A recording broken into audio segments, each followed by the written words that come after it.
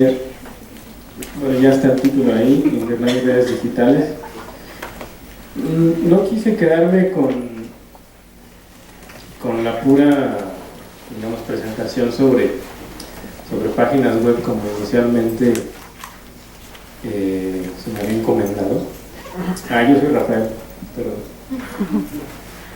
Y bueno, voy a tratar de recorrer varios temas que son de diferentes disciplinas y bueno, espero que al final todo este rollo sea consecuente para que acepten, para que discutamos una propuesta sobre creación de una red de blogs.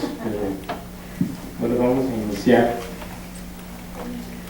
Más o menos ese es el temario, ¿no? Primero quisiera que veamos qué es Internet y por qué es importante. A lo mejor ya suena como arcaico eso, pero va a ser bien rápido.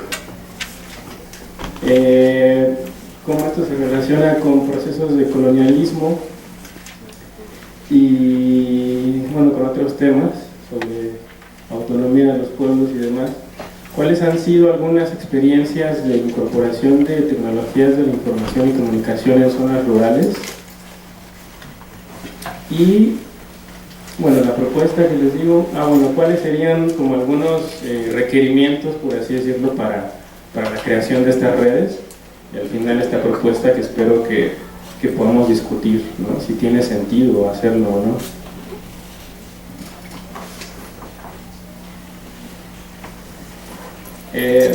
Esto es Internet, ¿no? Es una red de redes. Y en su definición más básica, voy a insistir como en definiciones básicas para que no nos perdamos, ¿no? Es un conjunto descentralizado de redes de comunicación. Son redes físicas heterogéneas que la componen y funcionan como una red lógica única de alcance mundial. Esto ya ha sido superado a lo largo de los años, pero ¿por qué es importante? Porque a partir del uso cotidiano de Internet se conformó lo que Manuel Castells denominó la sociedad red. Y esa sociedad, esta nueva sociedad basada en el informacionalismo,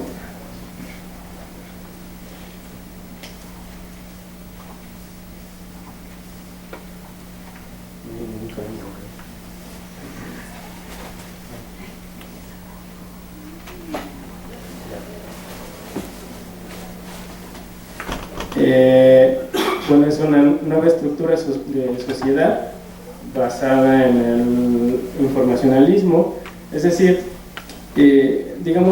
todo esto, el hecho de que la información viajara más rápido que las personas y las cosas, transformó el capitalismo, transformó los medios de producción. Entonces, eso también transformó a la sociedad. Es una forma de organización social sustentada en la información, representa la nueva morfología social, se rodea en el tiempo y el espacio, y gracias a las tecnologías de la información se abren canales de comunicación, se atraviesan fronteras, se modifican culturas e identidades, se generan nuevas formas de democracia, quizá entre comillas, y de participación, ¿no? Es el proceso de globalización, como lo conocemos. Se supone que esta sociedad red está situada en un momento histórico denominado la era de la información y que su consecuente desarrollo da como resultado la era del conocimiento. Pero la realidad es que esta sociedad red, esta era de la información, le ha costado mucho llegar a la era del conocimiento y más bien se ha enfocado en encontrar formas para comercializar. Básicamente eso ha sido el aporte real Entonces, existe, digamos,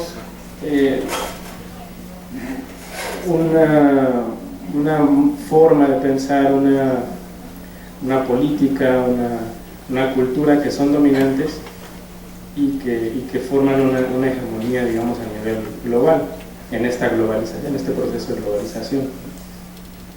Entonces, digamos que nosotros como país periférico y las comunidades de artesanos, que son periferia de la periferia, pues por supuesto que quedan fuera en todo esto, ¿no?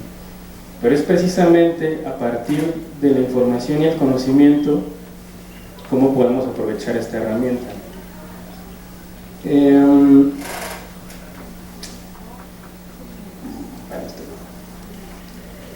Entonces voy a citar algo que dijo Schultz en el 95, y dice: no es tanto el valor objetual de la mano de obra aislada lo que importa, sino la cultura y las personas, o sea, el conocimiento adquirido y desarrollado durante muchos años, generando una cultura local y un quehacer técnico original.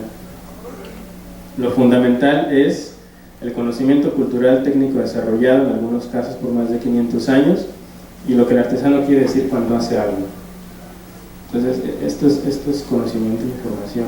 Entonces, ¿de qué manera utilizamos este proceso de globalización para aportar algo? Y Boaventura de Sousa Santos propone una globalización contrahegemónica, una globalización desde abajo, donde emerjan nuevas concepciones que ofrezcan alternativas radicales a las concepciones liberales nortecéntricas que hasta ahora siguen dominando el mundo. Entonces, esta es la posibilidad que nos da Internet, y por eso quise definirlo desde lo más básico, porque de esta manera nos damos cuenta que realmente no existe un regulador oficial de Internet como tal, ¿no? Quizá los proveedores del servicio puedan tomar ventaja de su posición, pero digamos, hay muchas redes clandestinas, digamos. No estoy insultando a nada. Bueno, y esto se ha visto en los últimos años, ¿no?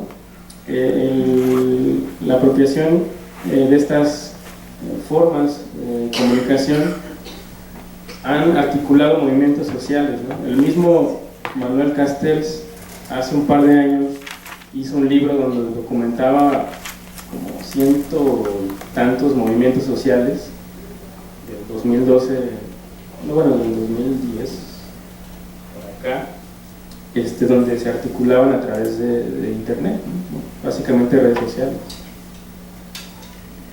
Bueno, esto solo es para que, si quieren revisarlo después, solo para que lo sepan. Digamos, existe un acuerdo internacional que es la Carta de Derechos de Internet, donde se establecen, digamos, una serie de, no sé, de normativas sobre el uso y acceso, libertades y demás que todo ser humano tiene con respecto a Internet. Entonces, aquí voy a puntualizar algunas cosas que creo que al final forman por decirlo, un marco teórico para lo que queremos hacer, ¿no? Bueno, Internet se fundamenta en una estructura en red, como ya habíamos dicho, está descentralizada, es autónoma, es heterogénea, es horizontal, flexible, se autoorganiza, ¿no? Castells decía que es un instrumento que permite movilizar, organizar, deliberar, coordinar y decidir, y da lugar a una cultura de la autonomía. Internet es un espacio y un bien público. Se puede considerar que Internet es una colección de espacios abiertos al escrutinio y participación de quienes se asoman a ellos. Es un espacio que articula y estructura las relaciones que van configurando la sociedad.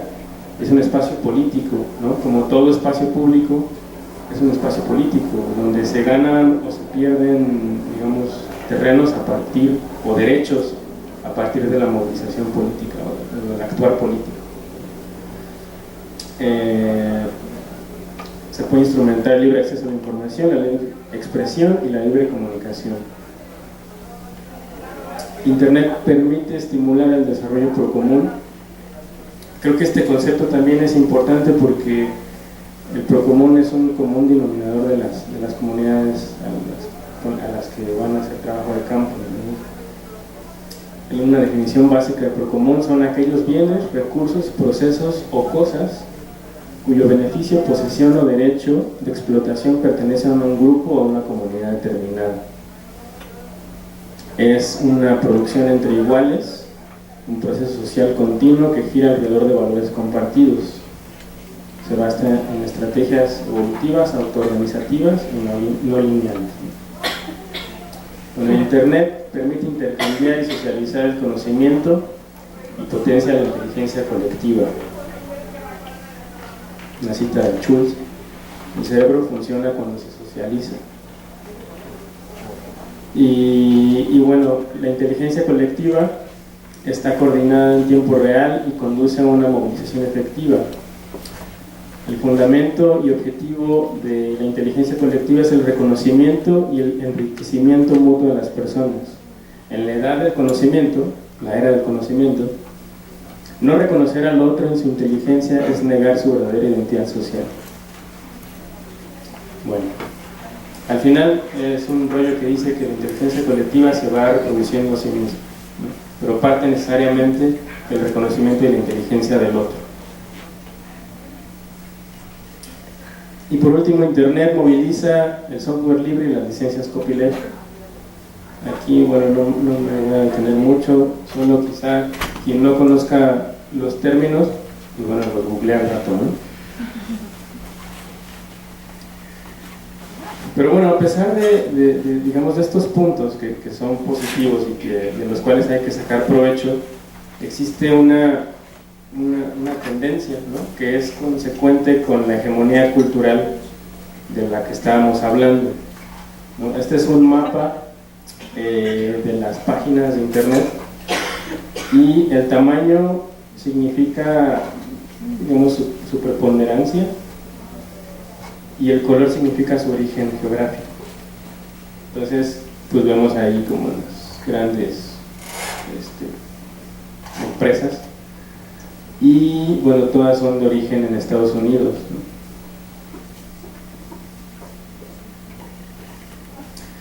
También esto significa que existe una hegemonía lingüística en Internet, ¿no? Entonces eso se contradice con la idea de que Internet es una herramienta que provee información a todo mundo, ¿no? Entonces, si no hay representación de más de 7,000 idiomas o lenguas en todo el mundo, pues todas esas personas quedan fuera. El 80% del contenido en Internet está disponible en 10 idiomas: inglés, chino, español, japonés, árabe, portugués, alemán, francés, ruso y coreano. Y más del 50% está en inglés. Sin embargo, apenas el 21% del mundo, con todo y cursos de inglés que nos dan acá, entiende ese idioma, ¿no? ¿Y qué decir de las lenguas que hay en México? ¿Qué representatividad pueden tener? No, solo como dato, son 11 familias lingüísticas, 68 agrupaciones o lenguas, 364 variantes.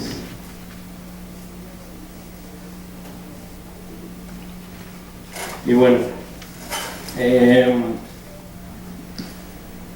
creo que este año fue el 14 de mayo, el Día Mundial de Internet, y el INEGI saca unas estadísticas, ¿no? En este caso, pues, son los usuarios de Internet de 2001 a 2014.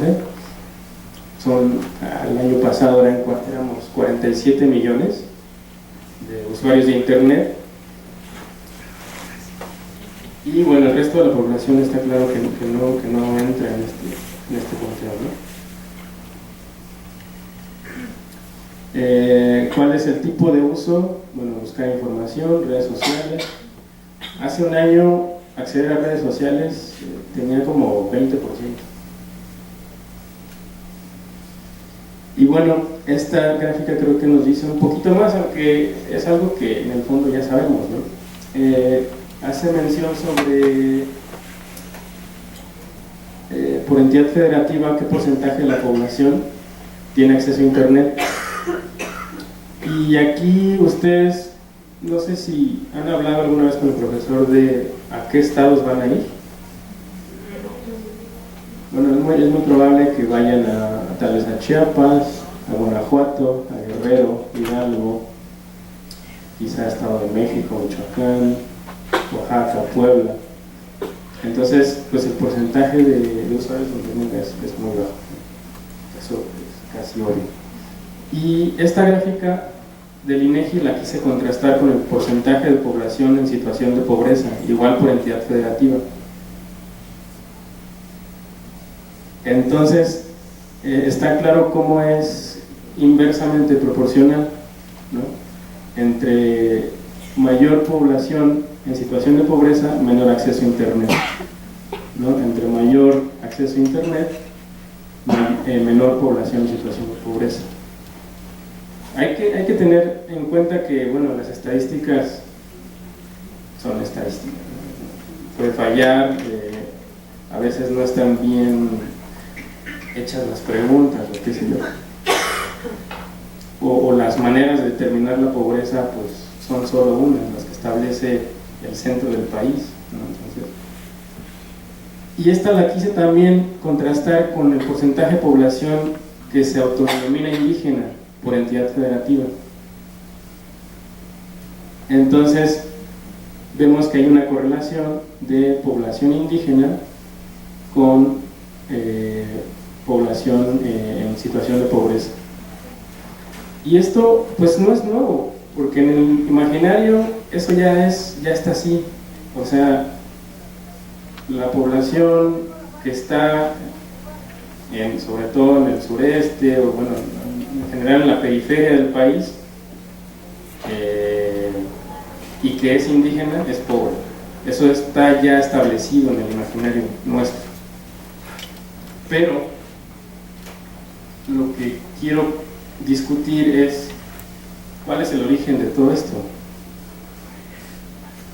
Bueno, esta es una pintura de castas de la Nueva España,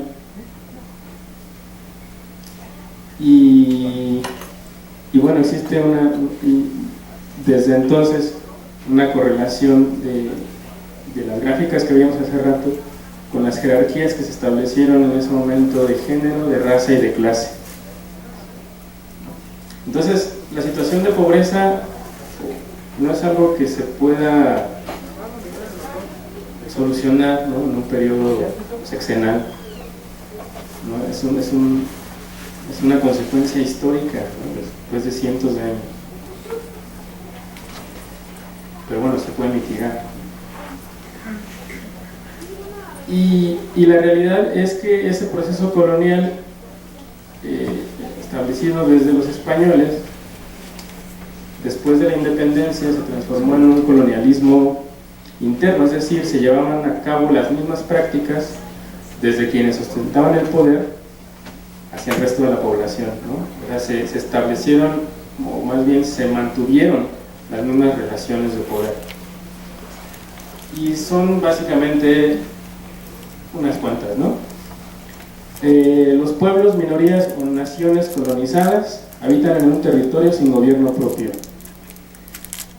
Están en una situación de desigualdad frente a las élites, de las etnias dominantes y de las clases que las integran. Su administración y responsabilidad jurídico-política conciernen a las etnias dominantes. No participan en los más altos cargos políticos. Los derechos de sus habitantes, su situación económica, política, social y cultural son regulados o impuestos, y pertenecen a una raza, entre comillas, distinta a la que domina en el gobierno nacional, ya que es considerada inferior. Y esto es un común denominador en países como México. Entonces, esas relaciones de poder que mantenían los españoles se perpetuaron a lo largo del tiempo y se establecieron y se normalizaron.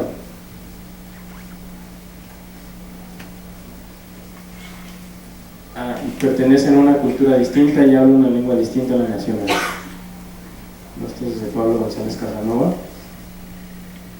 ¿Y quién no recuerda este video, no? Esa es parte de la herencia colonial. Ahora, estos procesos de colonialismo, tanto externo, digamos, histórico, como interno, actual, con los actuales gobernantes, ha tenido efectos profundos en todos los ámbitos de la vida indígena, ha constreñido su cultura propia, ha impuesto rasgos ajenos, ha despojado a los pueblos de recursos y elementos culturales que forman parte de su patrimonio histórico. Este concepto creo que es importante, el concepto de control cultural. Al ser un fenómeno social, no es absoluto ni abstracto, sino que es histórico. Abarca todos los órdenes de la vida social. Además, no solo implica la capacidad de usar o acceder a una serie determinada de elementos culturales, sino que, más importante, a la capacidad de producirlos o reproducirlos. Y de ahí el origen, digamos, de las condiciones actuales de estos pueblos. Rápido, ¿qué es el control cultural?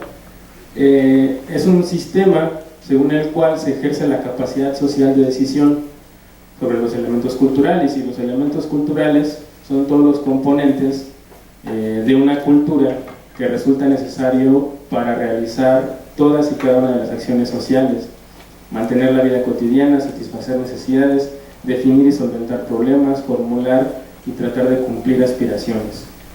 Y los elementos culturales que forman parte de este concepto de control cultural, que son, solo por tratar de enlistarlos, materiales, ¿no? Recursos, energía, herramientas de organización, ¿no? De conocimiento, simbólicos y emotivos. El control cultural propio plantea la posibilidad de desarrollar una cultura autónoma, o en su caso permite la apropiación de elementos culturales ajenos. Ahorita vamos a hablar un poquito más de la apropiación de elementos culturales, porque de repente a lo mejor nos preocupa llevar nuevas tecnologías y digamos distorsionar la visión que tenemos del indígena, ¿no? Pero eso es falso. Los grupos subalternos conservan ciertas capacidades de decisión.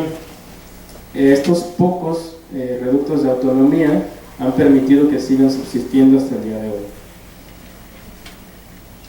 Esto también, para que lo conozcan después con más detalle, es la declaración de la ONU sobre los derechos de los pueblos indígenas.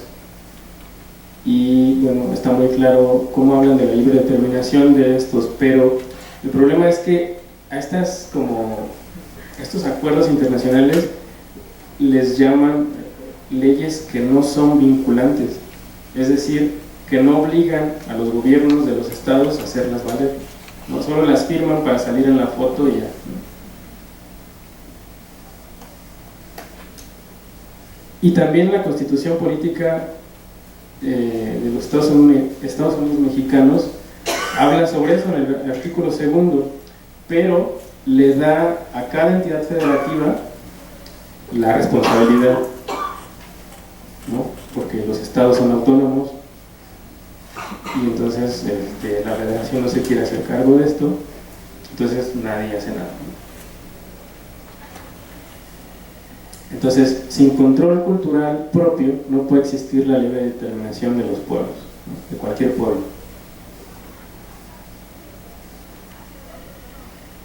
Ahora, estas estrategias de permanencia de los pueblos son estas tres, ¿no? Resistencia, apropiación e innovación. La dinámica de las culturas indias y más ampliamente las culturas del México profundo solo pueden entenderse en el marco de la dominación colonial. Ante esas fuerzas dominantes, la creación y el reforzamiento de los mecanismos de resistencia se convierten en una estrategia de vital importancia. la resistencia. Se orientan a la conservación de espacios de la cultura propia.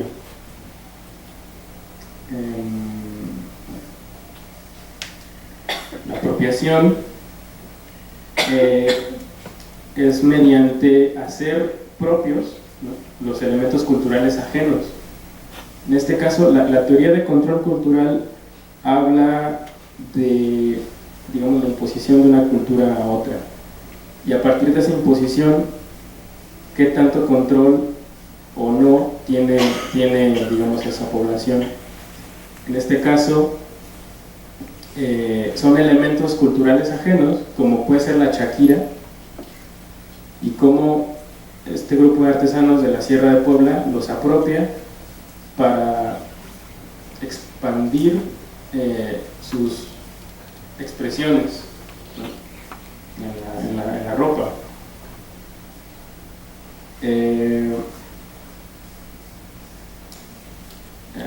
Adquiere el control sobre los elementos culturales ajenos, y entonces pueda ponerlos al servicio de sus propios propósitos, de sus decisiones autónomas. Bueno, y la innovación, la situación colonial obliga permanentemente a cambios internos en la cultura de los pueblos oprimidos, bien sea para ajustarse a nuevas formas de dominación o para aprovechar resquicios que permitan ampliar los ámbitos de la cultura propia. Esta dinámica incesante hace uso de la cultura anterior y de los elementos externos de los que se apropia, pero también exige la creación constante de nuevos elementos culturales que el grupo va inventando.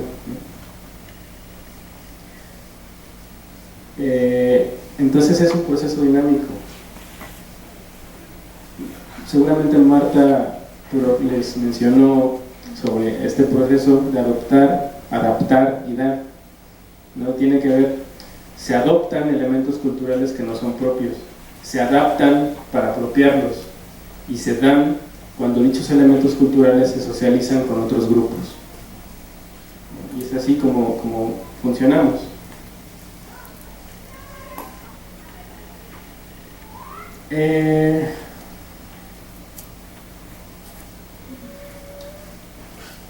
Bueno, esto ya lo dijimos, tiene que ver con las relaciones de dominación, ¿no? El efecto es pobreza, migración y demás.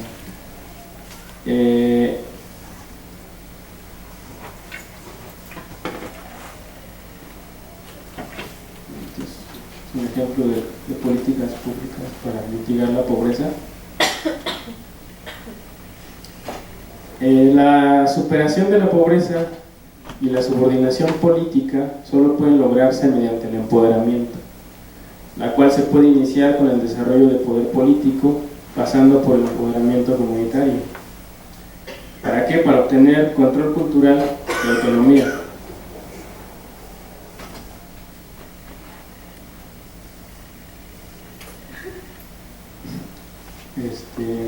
Sin embargo, otra vez nos dicen que hay que modernizar a México. En términos de tecnologías de la información y la comunicación, la pobreza se llama brecha digital.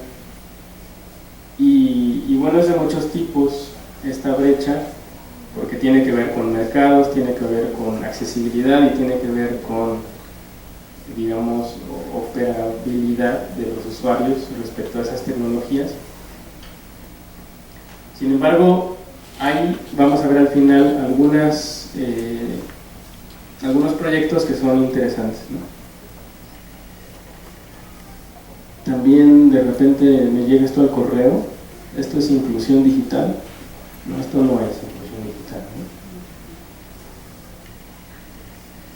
Y en los próximos meses, yo creo, vamos a escuchar de internet.org.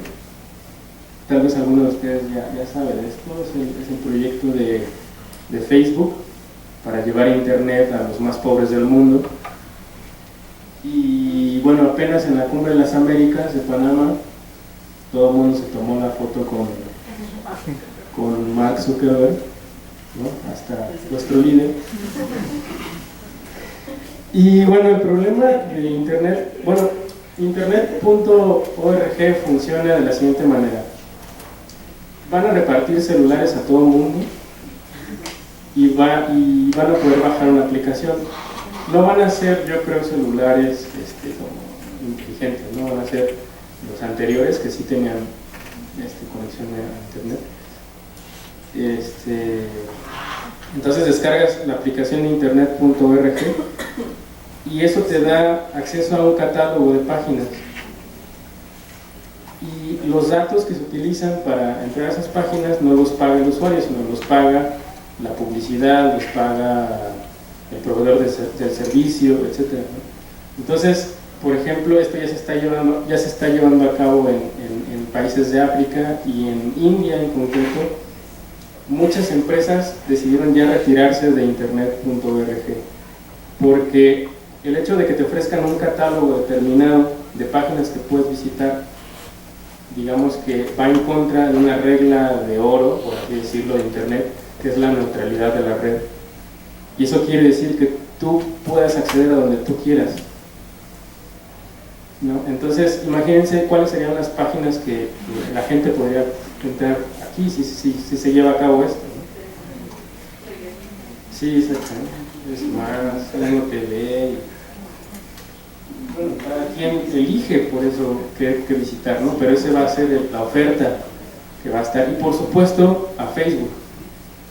Y bueno, sabemos cómo Facebook hace dinero, ¿no? Facebook es la perfecta base de datos para definir perfiles mercantiles, ¿no?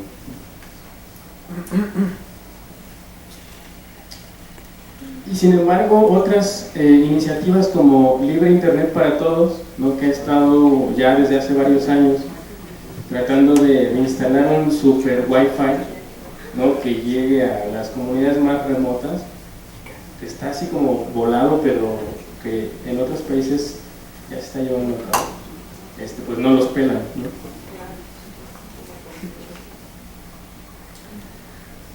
Ahora, respecto a la situación de las TICs en zonas rurales, vamos a ver un poco esto. Zonas rurales, dependiendo la cantidad de habitantes. La penetración por hogar hasta el 2010, ¿no? Lo más fuerte era telefonía móvil. Es mucho más barato. Obviamente, al haber poca penetración, hay más disponibilidad de infraestructura, ¿no? O sea, no hay infraestructura, en otras palabras. Pero lo interesante es que sí puede haber cobertura de 3G o internet, o 4G, o no sé cuál. Entonces, el imaginario de pensar de que en las zonas rurales la gente no tiene teléfono, no tiene internet, pues puede estar entre comillas, o sea, no es tan real, lo cual está bien. Y bueno, un ejemplo de cómo han funcionado las tecnologías de la información y la comunicación en entornos rurales han sido las radios comunitarias, ¿no?, que desde hace décadas existen y que a partir de su experiencia está claro más o menos cómo puede operar digamos, la infraestructura para estas comunidades, pero sobre todo entender el concepto de apropiación cultural de una tecnología, ¿no? Yo creo que la radio comunitaria lo ejemplifica muy bien. Una radio comunitaria ciudadana es una propuesta social que un colectivo u organización ofrece a la sociedad, exponiendo claramente cómo pretende estar y en consecuencia incidir en ese tejido social. Entendida así, la radio comunitaria es un proyecto político en el sentido de que asume compromisos y toma posición respecto a problemáticas concretas en que vive y se ubica el contexto social en que se desarrolla. Entonces hay radios comunitarias de todo tipo, ¿no?, de mujeres, de jóvenes, de indígenas, de no indígenas, y donde expresan preocupaciones, visiones y demás, ¿no? Las decisiones, ¿no?, control cultural sobre su función son tomadas por el grupo que sostiene dicho proyecto. Es una reivindicación de los sujetos individuales y colectivos frente a los poderes. Esta reivindicación se expone en forma de ideas, opiniones y lenguajes integrados radiofónicamente en pleno ejercicio de la libertad de expresión en la esfera de lo público, con el fin de aportar a un diálogo colectivo para la construcción de los consensos y del debate que lleve a una participación corresponsable. Y bueno, como les decía, ya hay radios comunitarias desde hace 20, 30 años. El problema es que han sido perseguidas, ¿no? Creo que en el 2002 hubo una reforma a la ley de telecomunicaciones y se estableció como ilegal el uso del espectro radiofónico de estas radiodifusoras. Entonces las desmantelaron, bueno, muchas todavía viven, pero sucede lo mismo con un proyecto que utiliza internet que vamos a ver un poquito más adelante, ¿no? Entonces, bueno, el año pasado también hubo una importante reforma a la ley de telecomunicaciones, donde no tal cual se está persiguiendo el uso ilegal, ¿no? Porque lo tachan como un secuestro de los bienes de la nación, o sea, del aire, ¿no? Un secuestro del aire. Sin embargo, en la ley Telecom que hubo el año pasado, la neutralidad de la red quedó dañada, ¿no? O sea, actualmente pueden apagar internet o las redes de celulares sin que sea legal. Bueno, este también es otro artículo de la Declaración de la ONU sobre Derechos de los Pueblos Indígenas, sobre los medios de comunicación, respecto a los idiomas, respecto a la posibilidad de integrarse a los medios de comunicación privados, ¿no? Que el Estado dé la oportunidad que los pueblos indígenas tengan voces en esos medios, en su lengua, etc.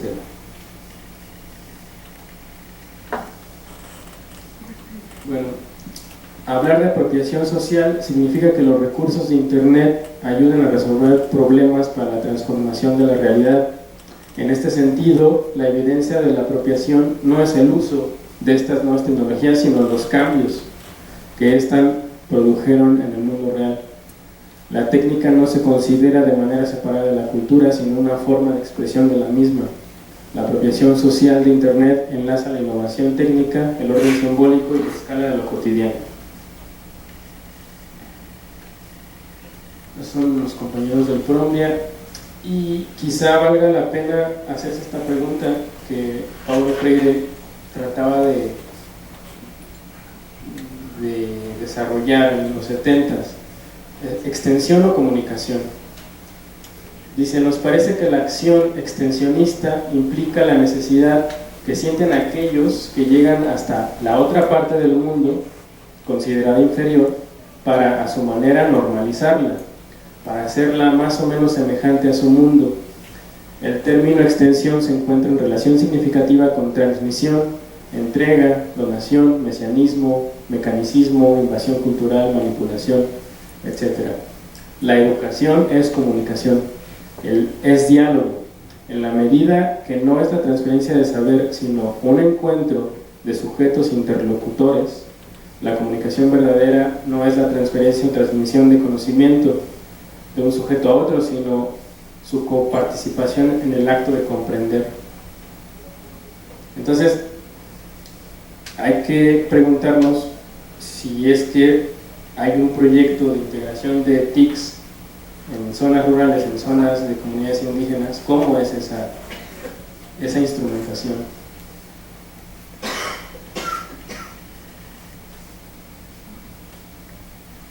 Los ciudadanos empoderados, desde su actitud responsable con la creación de un nuevo futuro común, no pueden menos que ser creativos e innovadores, porque solo desde la innovación se puede crear un futuro nuevo.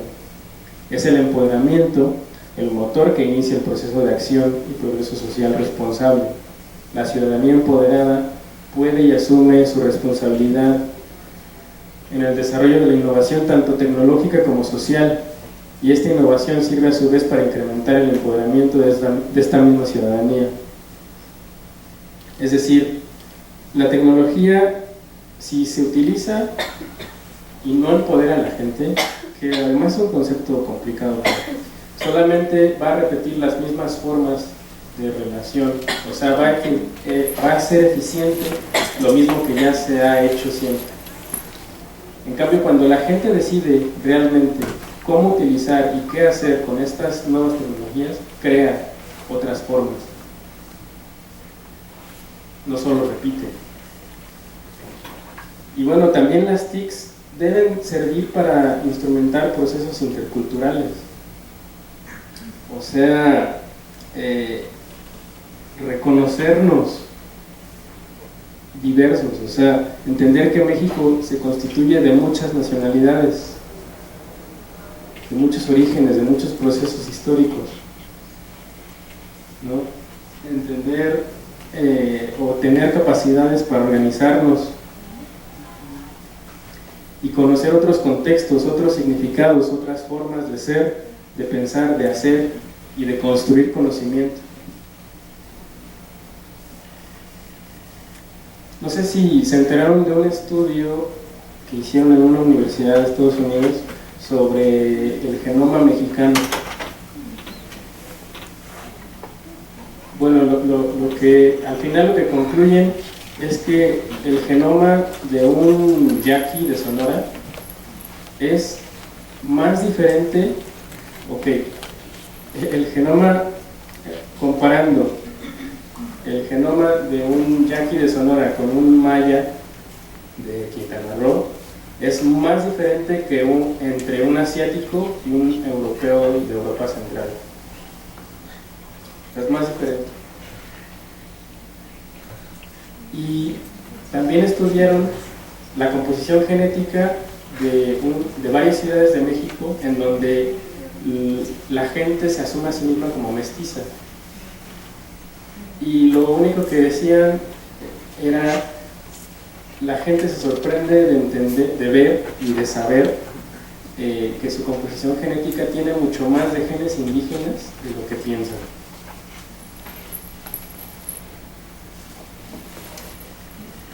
Bueno, estos ya son unos ejemplos, seguramente supieron de rizomática. Ellos están, digamos, instalando antenas locales de telefonía celular en Oaxaca, en la Sierra Negra. Y está bien interesante porque con esta tecnología de software y hardware libre crean una red local de telefonía celular. Es decir, esta antena abarca solamente esa localidad y entre las llamadas de los habitantes sale casi gratis. Y si quieren hacer una llamada al exterior, este transceptor, ¿no? Transmisor-receptor, se conecta a internet, entonces hace la llamada a través de internet. Entonces, el primer experimento que tuvieron se decidió con la comunidad, se financió con una cooperativa de la comunidad. El problema es que estaban utilizando el espectro radiofónico, el aire, de manera ilegal. Entonces la SCT les concedió una licencia de manera experimental por 2 años.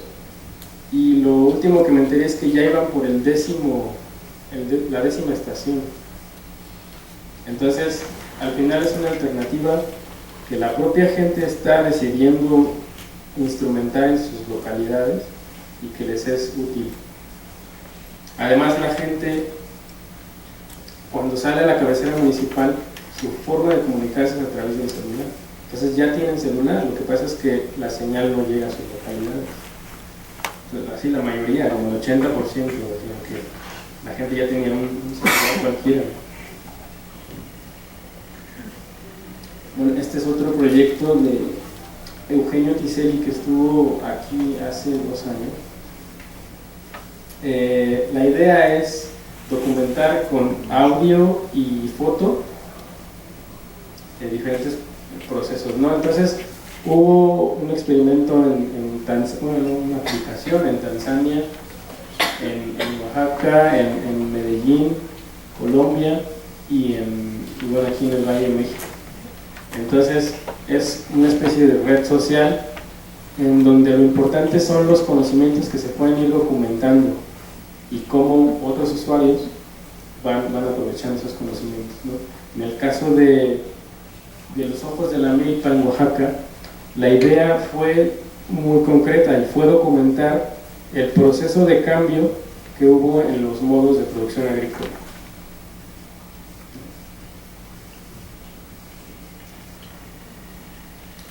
Esta es una página en Colombia, en mi idioma, y la idea es que la gente aprenda los idiomas indígenas de su propio país. Creo que está muy bien.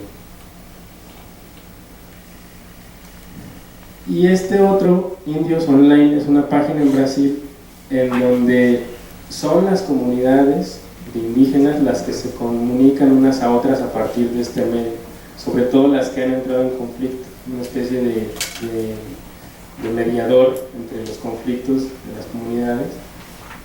Entonces al final son procesos interculturales de diferentes tipos, ¿no? Entre comunidades indígenas, entre indígenas y no indígenas, a nivel intrarregional, a nivel municipal, estatal, nacional e internacional. Y bueno, este también está interesante, no es propiamente en una zona rural, pero de lo que se trata es que este módulo va en una moto y la gente se graba haciendo un anuncio de lo que necesita, de lo que tiene, de lo que quiere conseguir, de las relaciones que quiere hacer. Entonces, ahí hay un ejemplo, ¿no? Hay un productor de ovejas que le sale muy caro trasladar la lana a donde la pueda vender. Entonces él pone un anuncio,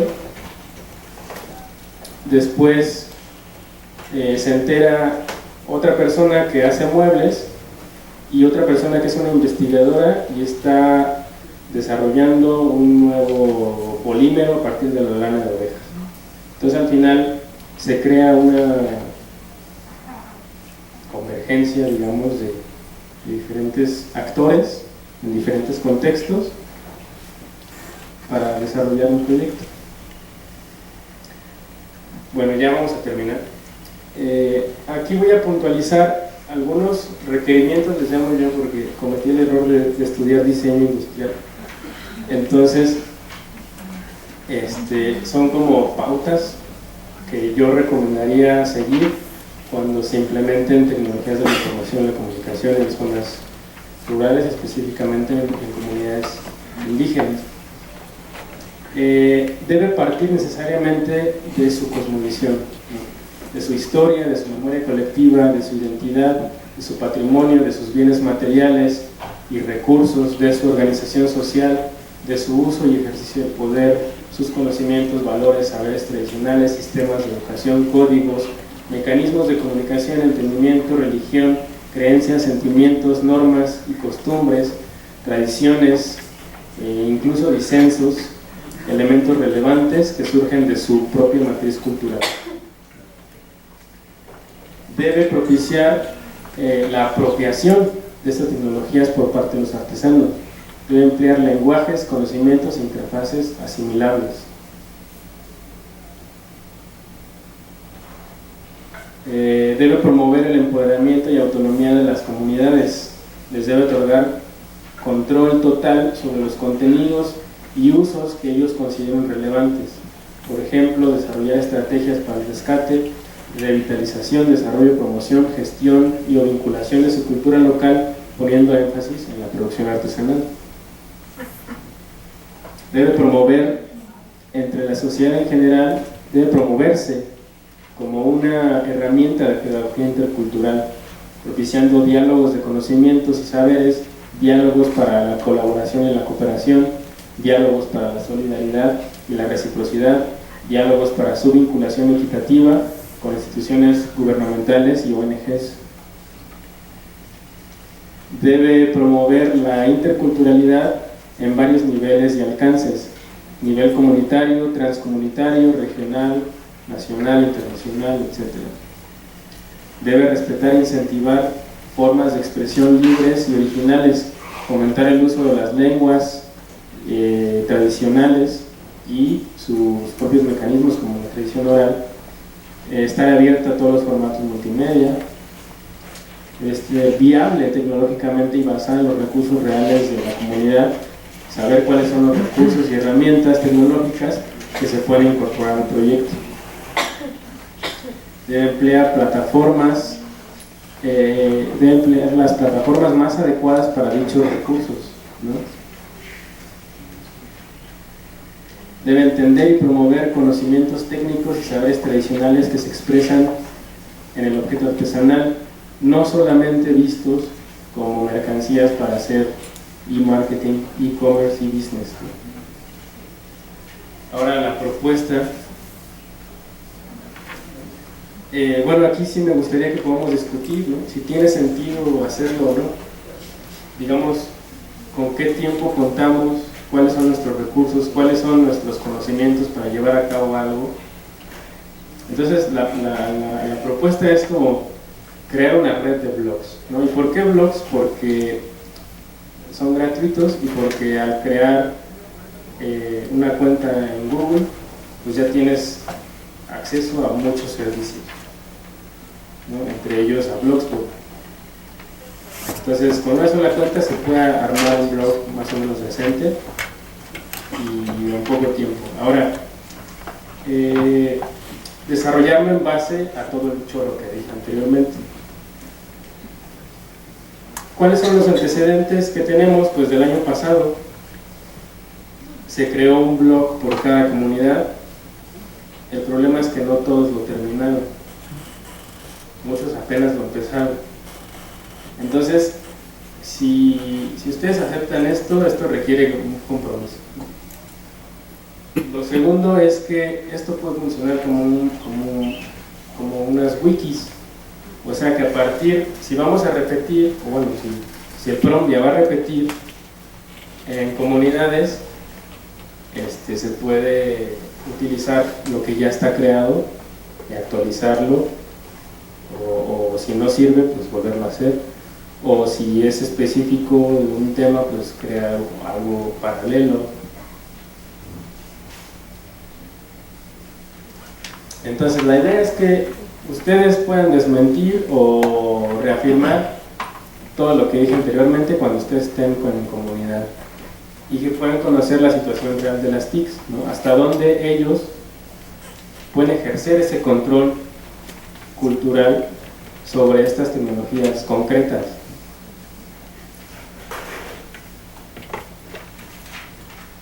¿Cuáles son los contenidos de estos blogs? Pues los genera la propia gente. O sea, ustedes en el rato libre van a ver que les va a sobrar mucho estando en comunidad. La idea es que ustedes desde el principio se lo planteen a los artesanos y que puedan ir compartiendo y documentando ellos mismos y ustedes cosas que sean de su interés y que quieran difundir con el resto del mundo, ¿no?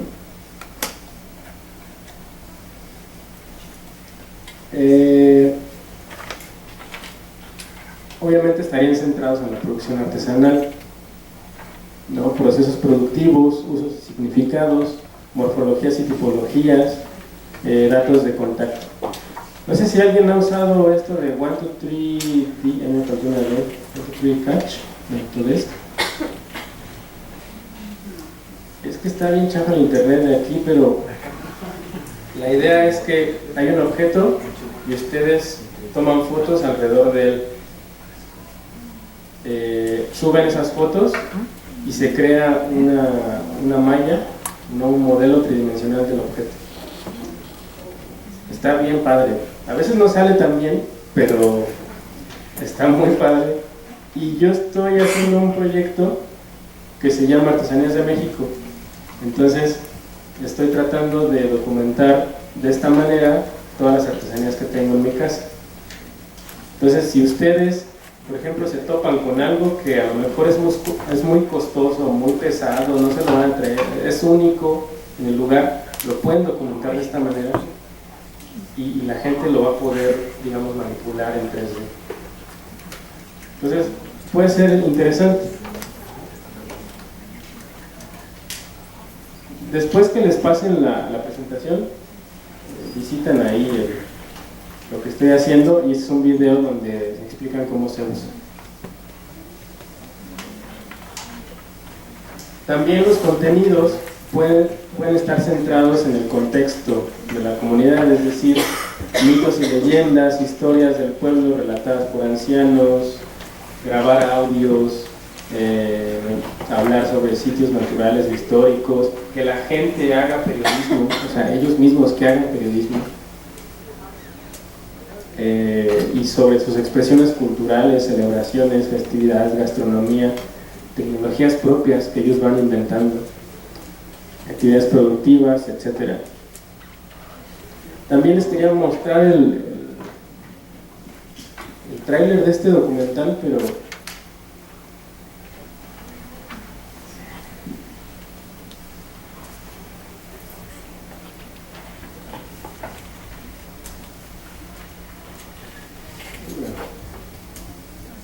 no tiene sentido. El chiste es que, bueno, lo acabo de ver y seguramente hay miles de ejemplos, pero es un documental colaborativo. Es decir, hicieron un taller en la Merced, estos se llaman Punto Ciego. Hicieron un taller, convocaron a la gente, ¿no? Comerciantes, vecinos, amas de casa, niños, etc. Y les dieron cámaras y les dijeron cómo grabar. Y establecieron, obviamente, digamos, un guión de lo que querían documentar.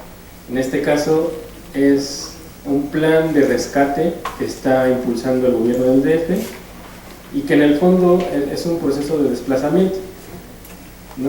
O sea, quieren embellecer la Merced, digamos, a costo de los propios habitantes y vecinos de la zona.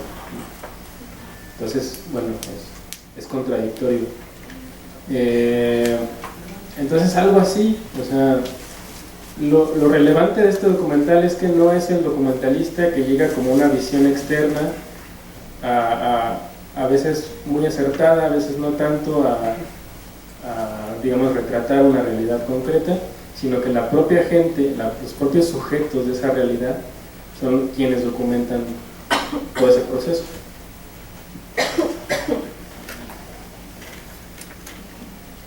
Y bueno, la idea es que se pueda hacer una presentación, o sea, que estén terminados, que se haga una presentación en noviembre en la Expo 20, y que en este sitio su informe final esté descargable para el que quiera leer, ¿no? Porque a veces pues nos han preguntado mucho, bueno, ¿y dónde puedo ver qué han hecho, ¿no? Entonces sería como la forma ideal de darle difusión a su trabajo. Además, y ya. Bueno, este blog voy a estar subiendo lecturas por si alguien quiere echarle un ojo. Obviamente son del tema. Y bueno, eso sería todo. Ojalá podamos discutir si vale la pena o no, si nos vamos a comprometer o no a llevar a cabo la propuesta. Gracias.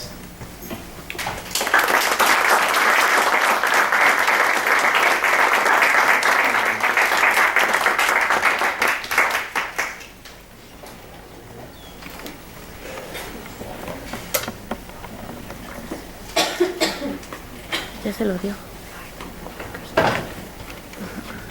Buenas tardes, mi nombre es Norma Ruiz, yo soy artesana.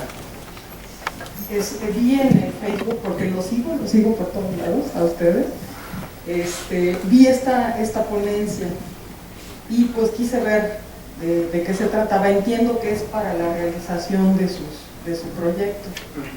No sé si en un momento dado este comentario les pueda servir, porque cuando uno es artesano tienes otra visión muy diferente.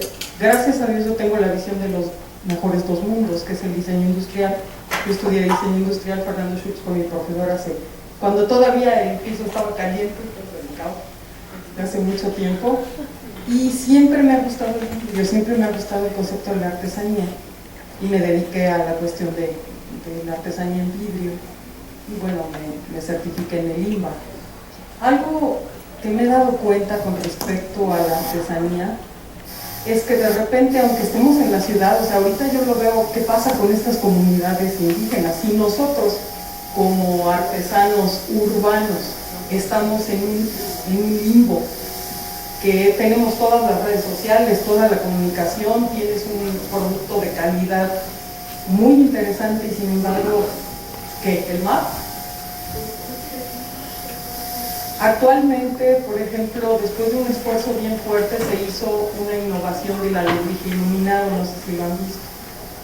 Bueno, de Francia mandaron a unas personas, capacitaron, a mí me mandaron llamar por parte de INBA, de la Escuela de Artesanías de INBA, para hacer todo lo que es la estructuración. Se hace un nuevo alebrije en el cual tú te lo pones, tu columna vertebral soporta 40 kilos, y lo manipulas. Imagínense cuando estiras algún brazo o algo, la fuerza que genera.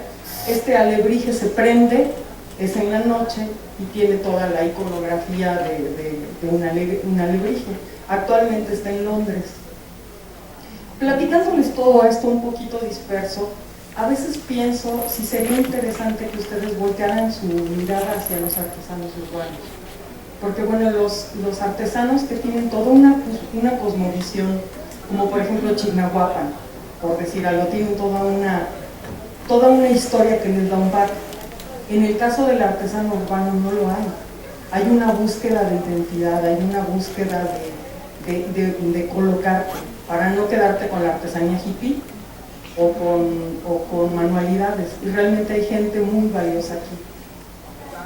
Y sí, digo, bueno, ya vi lo de las redes, y yo que nací prácticamente con todo el boom de la tecnología, no sé qué hacer.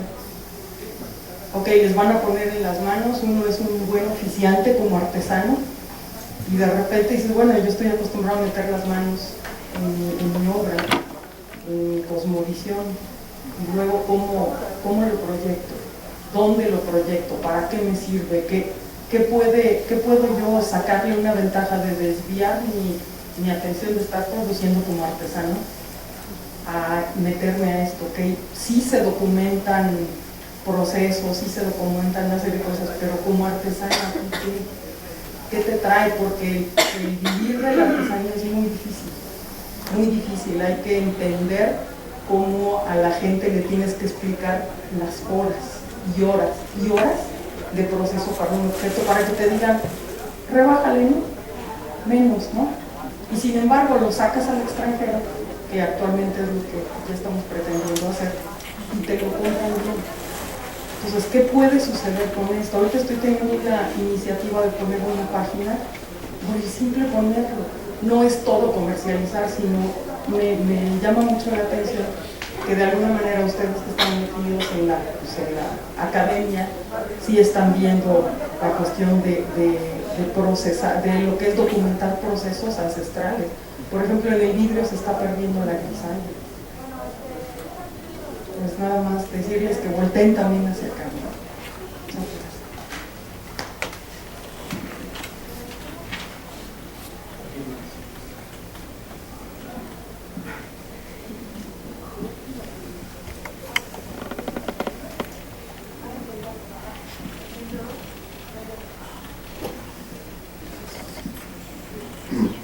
Bueno, me parece interesante la visión de conjuntar la tecnología, ¿no?, con lo que son los procesos artesanales. Me gusta mucho la idea de, por ejemplo, las personas que ya tienen un celular y de esta manera se pueden volver como reporteros en sí mismos, ¿no?, de sus actividades, de su cotidianidad, y a través de las redes sociales puede funcionar como, me imagino, un cerebro, ¿no?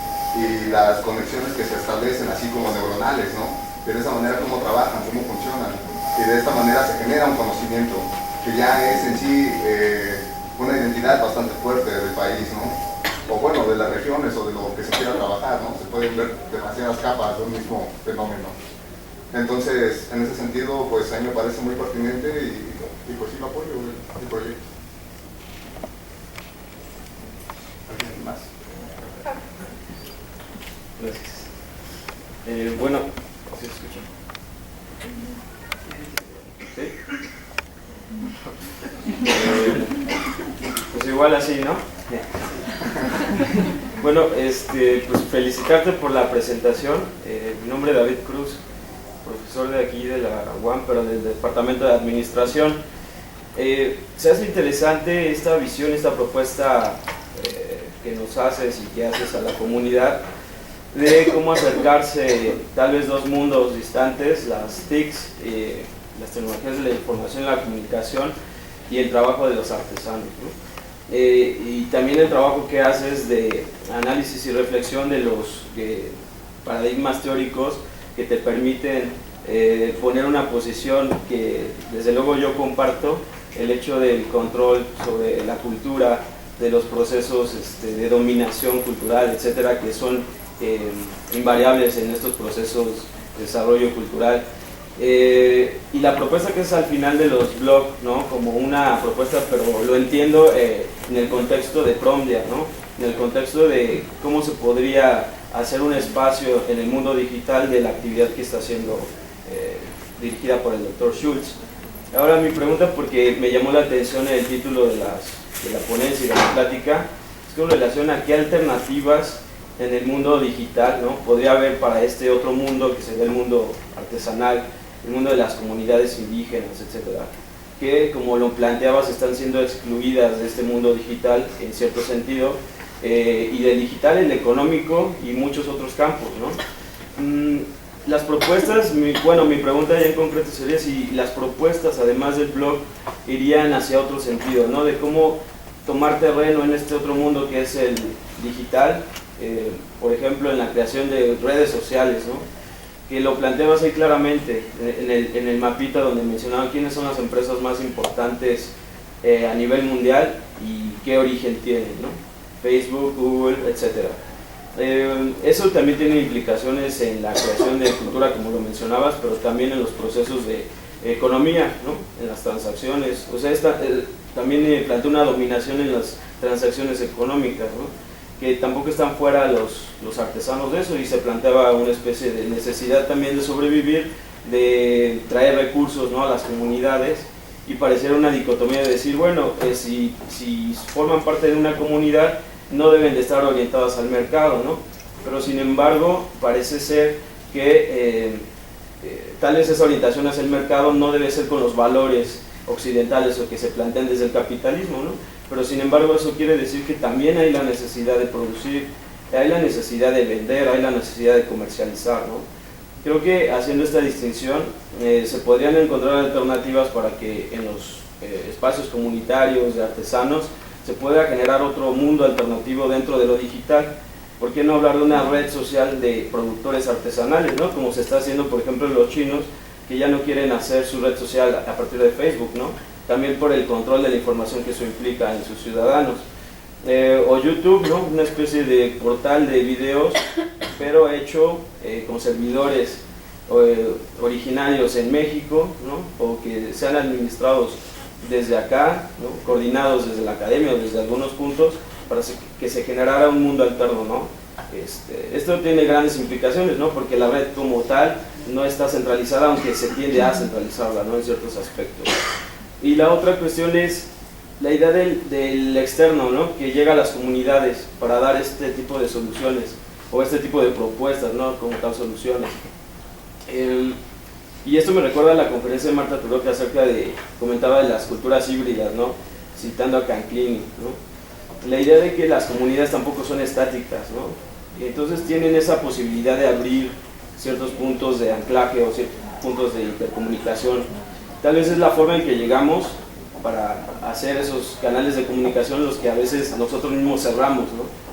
Y buscar estrategias. Creo que esa es una muy importante que se está haciendo con el PROMYAC para establecer estos canales de comunicación que permiten a esta necesidad de las comunidades pues de ver el mundo occidental, porque yo también tengo la convicción de que aunque estén alejados en ciertas comunidades, podría beneficiarles de cierta forma comercializar sus productos incluso en la ciudad o en otros lugares, ¿no? Entonces tal vez esas soluciones del mundo digital podrían pensarse desde acá, ¿no? Desde los descolonializando, ¿no? los puntos de inflexión que llevan a la dominación, ¿no? De cierto punto. Pero pues está muy padre tu propuesta, ¿no? Sí.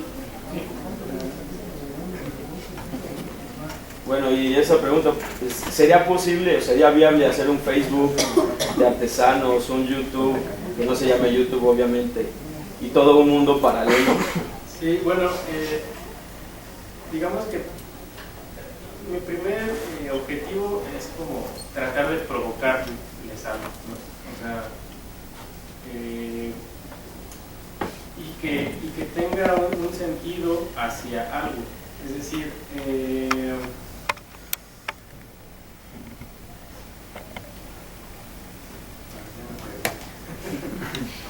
sí, o sea, ya me acordé.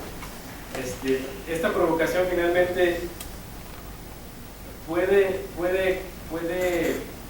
ser el motor, digamos, o una primera idea que ustedes al estar en la comunidad van a detectar, ¿no? Van a ocurrir momentos en los que ustedes se van a dar cuenta de que con algo que a lo mejor en mi espacio es muy sencillo, muy accesible, allá no tanto, ¿no? Y la manera de cómo digamos, compartirlo con la gente. Pero, digo, ojalá todos supiéramos sobre programación, o todos tuviéramos conocimientos de